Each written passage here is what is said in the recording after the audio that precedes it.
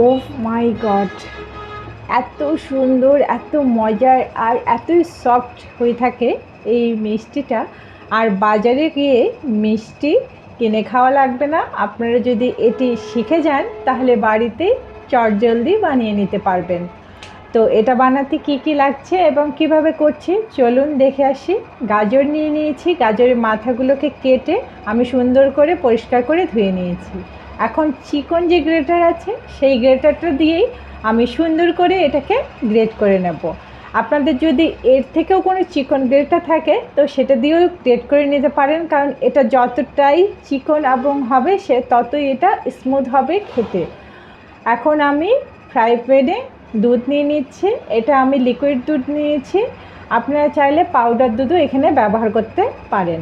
Powder দুধ দিয়ে যদি এই মিষ্টিটা করে থাকেন তাহলে কিন্তু আরও বেশি খেতে ইয়াম্মি হয়। আমার কাছে এই মুহূর্তে এত পাউডার দুধ নেই দেখে আমি লিকুইড দুধটা দিয়ে আপনাদেরকে দেখিয়ে দিচ্ছি। এখন আমি এখানে কিছু সাদা এলাচ এবং তেজপাতা দিয়ে দিচ্ছি। তেজপাতা দিয়ে দিলে এর ফ্লেভারটাও অনেক সুন্দর আসে।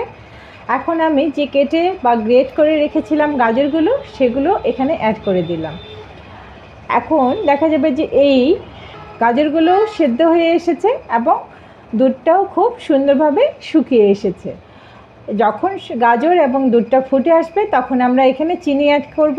যে যেমনটা মিষ্টি খেতে পছন্দ করি সেভাবে আমরা এখানে চিনিটা অ্যাড করব। সামান্য একটু গুঁড়া দুধ আমি এখানে ব্যবহার করছি যেন চটজলদি আমার দুধটা ঘন হয়ে আসে। তো এখানে আমি কিছু বাদাম নিয়ে নিয়েছি, বাদামগুলোকে আমি ভেজে নিয়েছি, এগুলো আমি ব্লেন্ডারে ব্লেন্ড করে নেব।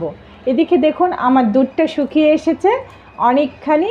তো আমরা এখন এর মধ্যে অ্যাড করে দেব কিছু শুকনো ফ্রুটস। আপনারা চাইলে এই ফ্রুটসগুলো ব্লেন্ডারে ব্লেন্ড করে দিতে পারেন। আমি এমনি কুচি করে দিচ্ছি কিশমিশ এবং খেজুর। আপনারা চাইলে এখানে কাজু বাদাম বা কাঠবাদামও ব্যবহার করতে পারেন। আমি এখন যে বাদামগুলোকে ব্লেন্ডারে ব্লেন্ড করে রেখেছি সেটাকে অ্যাড করে দিলাম। দিয়ে একটু নাড়াচাড়া করার পরে যখন এই দুধটা সম্পূর্ণটাই শুকিয়ে আসবে এবং গাজরটাও খুব সুন্দরভাবে সেদ্ধ হয়ে আসবে, এই মুহূর্তে শেষের দিকে আমরা এখানে অ্যাড করে দেব কিছু কর্নফ্লাওয়ার।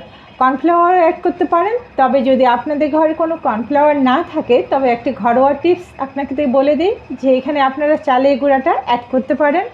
আতপ চালের গুঁড়াটা অ্যাড করে দিলেই দেখা যাবে যে এটি খুব সুন্দর মতো করে একটা ডো তৈরি হয়ে যাবে এবং ফ্রাই প্যান থেকে দেখতেই পাচ্ছেন কি সুন্দর করে ছেড়ে আসছে এবং ফ্রাই প্যানটাও একেবারে পরিষ্কার হয়ে গিয়েছে। এই মুহূর্তে আমরা একটু সময়ের জন্য এটাকে ঠান্ডা হতে দেব এবং ততক্ষণে আমরা হাতে তেল অথবা ঘি লাগিয়ে নেব।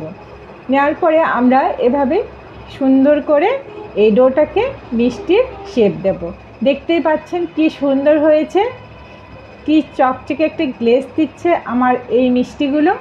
এক এক করে আমি সমস্ত মিষ্টিগুলোই তৈরি করা হয়ে গিয়েছে। দেখতে পাচ্ছেন আমার সমস্ত মিষ্টিগুলো হয়েছে। এখন আমি এইদিকে শুকনো খোলায় কিছু তিল ভেজে রেখেছি, সেই তিলগুলোকে আমি এখানে মিষ্টির গায়ে একটুখানি লাগিয়ে দিচ্ছি।